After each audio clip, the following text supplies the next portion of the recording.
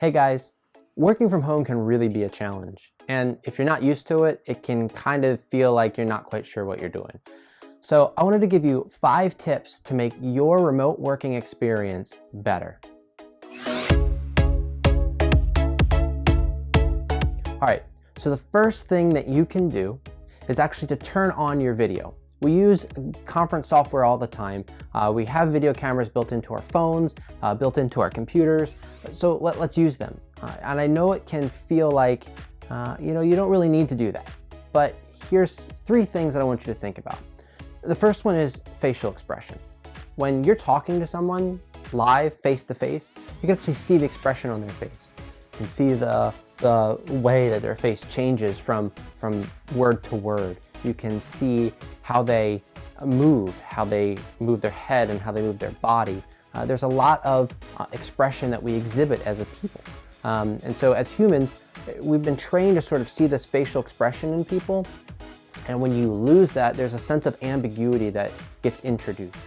So I really want to encourage you to turn on your camera so that people can actually see the way your face is changing as you're talking to them. The other thing too is body language, right? There's a reason we call it body language and not just like body movements. Within the whole society as a large, as humans, we communicate with our bodies. Like right now, I'm communicating with my hands and I'm moving left and right as I talk. Those are really important cues and very helpful to understand what people are trying to communicate. The other thing that I want to communicate is that when your video is on, there's a little more demand on your attention. It's pretty easy to spot when you start losing focus, and it's easy to spot when others in the meeting are losing focus too. I can attest to being called out a few times in video conferences or even in meetings with people, and I've also seen it happen to me where people just sort of check out and don't really pay attention.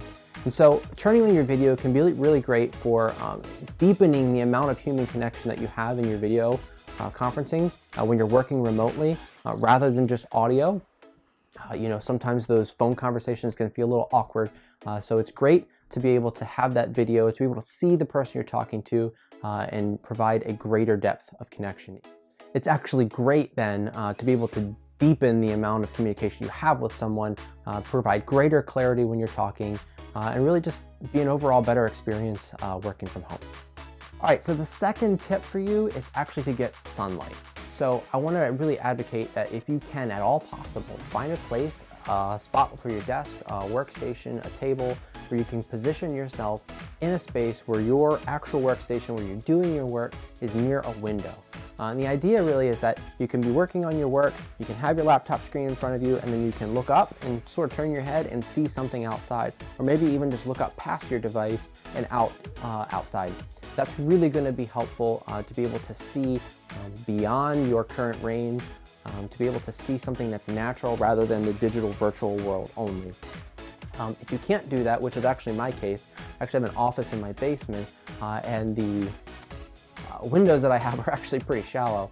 So what you can do is actually just get up like once an hour and just go for a walk around your house. Go for a walk around your living space and look outside just for a brief moment, 2, 3, 4, 5 seconds.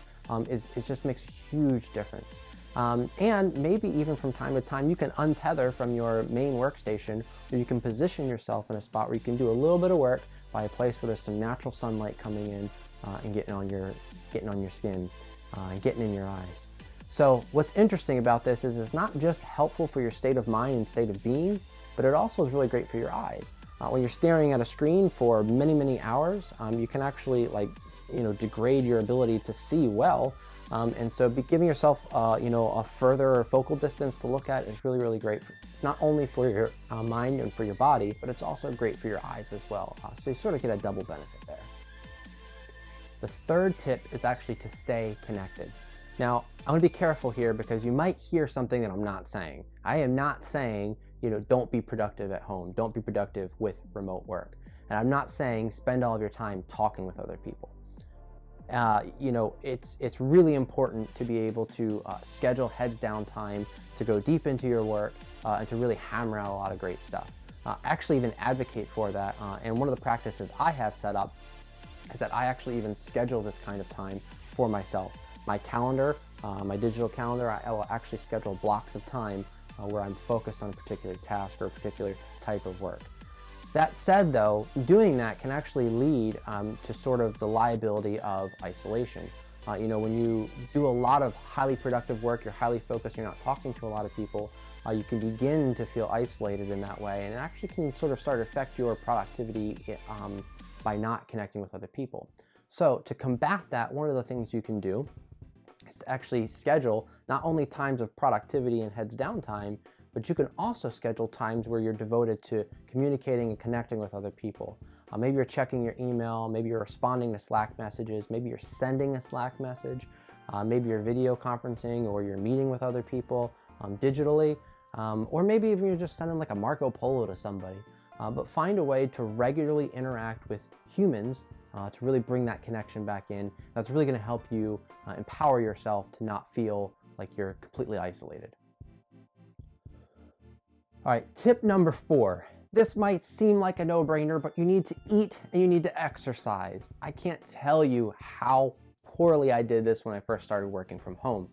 About 7 years ago, I began working from home, working remotely by myself. And it was a great experience, except it wasn't. I would sit at my computer for 8 hours straight. I'd forget to eat, I'd forget to drink, and I'd forget to get up and actually leave my computer. It actually did a lot of damage to my body. It did a lot of damage to my sort of even state of mind and my being. So one of the things I really want to recommend for you is to force yourself to find ways to leave your working space. It's not natural to be sedentary for 8 hours straight. Our bodies are meant to move, our bodies are meant to do work, and it can be great to do that virtually and in the digital space, but you also need to make sure you're taking care of your body and moving if at all possible. So a few things that I do, a few things that I recommend doing, first is to drink a lot of water. Get up every hour, make sure you're out of your seat every hour. Go get a drink of water, and drink a lot of water. Not only will that force you to continue refilling your drink and getting up and getting out, but it's also going to reinforce that your body needs to actually relieve that, and you can go take a bio break for that, and it'll force you to get out of your seat. The other thing too is actually to schedule lunch times. So in the last tip, I talked about scheduling time on my calendar to do heads down work. I also schedule my lunch period as well. And that actually provides clarity for people I'm working with to know, oh, he's out of the office right now. But it also gives me a time to say, okay, it is okay for me to stop and go have a lunch and eat something. I also like to make coffee in the afternoon. Make sure that I have a cup of coffee, a fresh pot of coffee ready to go, and a little bit of a snack. Usually I eat some mixed nuts and a piece of dark chocolate that I have to get out of my seat to go make, to go get the coffee and then come back. So those are just a few things. Try to get out of your seat at least once an hour. Try to get up, try to get out, try to exercise. If you can spare it, go for a walk around your property, a walk around your living space, take a walk on the sidewalk. Just get out, see the outside world, get away from your desk, take a lap around your room, and really get the blood flowing through your muscles and through your veins, and stretch those legs, stretch those arms, and really get out and move if at all possible. If nothing else, just get away from your desk at least once an hour, and try to stretch and get moving. All right, so the last tip is to separate your work life from your home life. When you move to a remote working environment and you're working from home, it can be far too easy to start blending the two. And that's really, really not healthy. It's not healthy for anyone you might live with, if you have a family that you're living with, and it's not great for you either.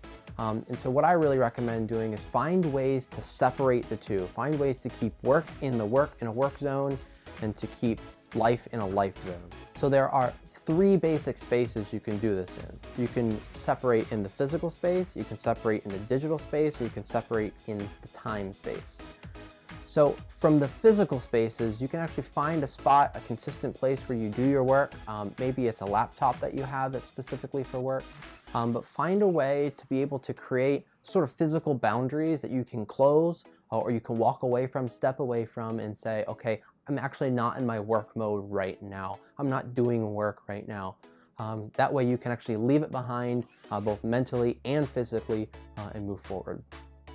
The other space that you can do this in as well is in the digital space. It's really easy to say, I want all of my apps commingled. So maybe you have a mail app and all of your personal mail and your work mail and any other mail that you have is all coming in there.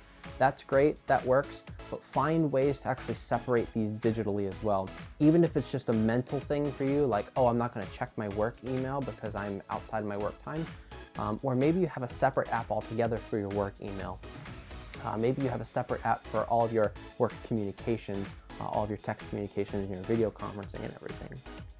But in your digital spaces, you can create groups of work apps, and you can create groups of home and non-work apps as well. That way you can find a way to separate those spaces as well. The last space then is time. You want to be able to separate your work time from your regular life time. And one of the ways that you can do that is just to sort of stick to core working hours. Maybe you have at your company or in your work environment, or maybe for yourself, you can establish expected hours of work. Or maybe your company already has that established, you can work inside that. It's not great for you to be mixing these because then you wind up having work and home sort of all mixed together. And as humans, we don't do two things well. And if you start to mix them, one is going to dominate, one's going to take over, one's going to get your attention. So one of the things I really want to recommend is that you find ways to time box your work. Like I said, core working hours are great. Maybe you schedule chunks of time, or if you have to step out of the office, take your time off, do what you need to do, and then come back. But you really want to find ways of being able to mentally and physically disconnect from work in the times that you're not at work.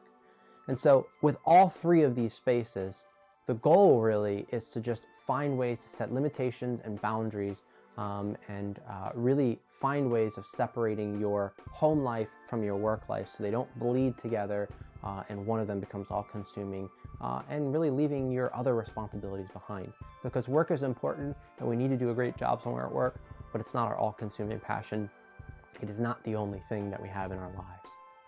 So just to wrap up, these are just 5 basic things, 5 simple principles that I put into play on a regular basis to really help me to find a balance in remote work, to find the most productivity I can in remote work, and to really make the remote working experience a more pleasant one. And it's done a great service to myself and to my family.